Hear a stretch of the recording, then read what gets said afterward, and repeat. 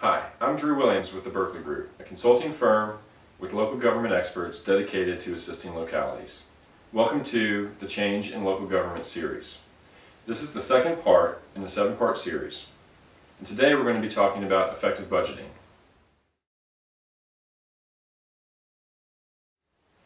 As property values declined as a result of the Great Recession, so did many local revenues.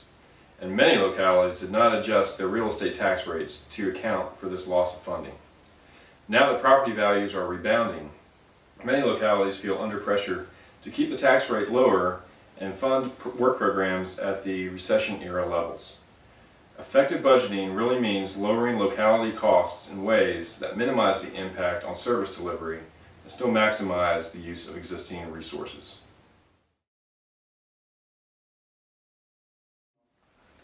So as you know, budgets are about choices and priorities, which change every year, sometimes even more often than that. Yet many localities continue to fund based on prior year spending. As part of your annual budget process, are you taking some time to think about your work program for the next year? Are there opportunities to privatize some services when staff retire?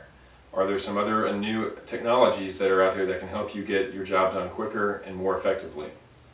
Another thing to think about is that not everything you do is the most important thing. So working hard to prioritize your work program and focusing on high priority items is very important, and then committing to doing them well. And this will change from year to year. Another thing that is very important is, does your budget tell a story?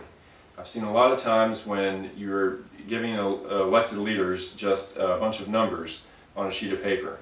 But is there a way that you can make it apparent to political leaders and citizens the value of the services provided to them and show them how it really makes a difference in their daily lives?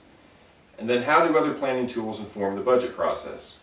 Do you have clear goals and action strategies for implementing the general or comprehensive plan? And does your capital improvement program adequately reflect spending priorities, and is it reviewed on an annual basis?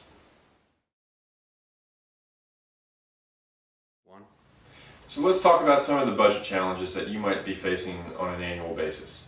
Every organization has budget challenges, and I know that you do too. You probably have some sacred cows in your organization that are off limits and are challenges for you on an annual basis.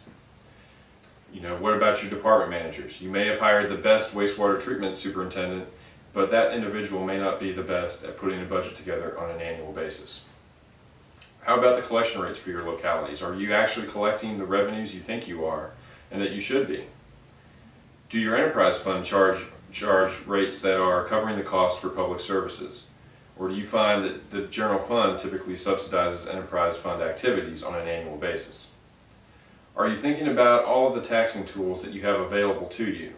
Machinery tools tax, personal property tax rates, real estate taxes, and then are there some other ones that you could maybe be using as tools as well, such as a meals tax or a lodging tax?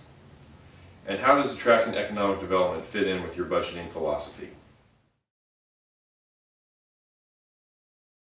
So we've talked about some budgeting concepts in the last few minutes, and now I would like to just talk about some budgeting formats that you may be able to use in your locality.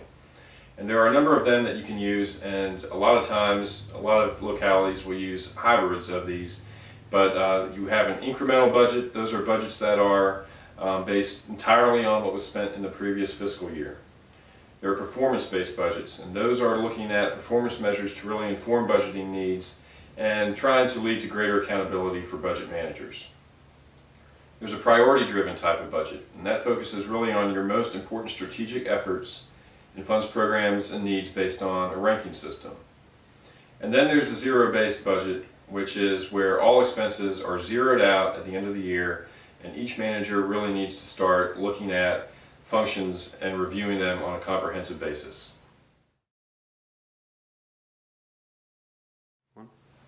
So what role does the capital improvement program play in the budget process for your community?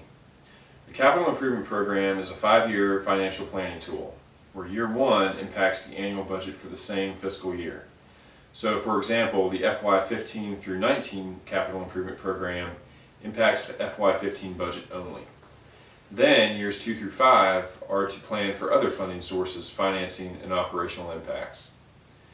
Using the CIP really increases the understanding of revenues and expenditure patterns and needs, and increases public transparency and accountability. So we're at the end of the budgeting segment, and just some takeaways we'd like to leave you with and thoughts are: can you clearly communicate community needs with the annual budget, and are they readily justifiable? How does your community prioritize public projects and initiatives? And how do your planning tools inform the budgeting process? So thank you very much for your interest in our series, Changing Local Government. How can we help you navigate through these changing times? If you have any concerns or would like some additional information, please feel free to call Darren or myself. We can be reached at 540-560-2202, and please visit us online at www.theberkeleygroupllc.com. Have a great day.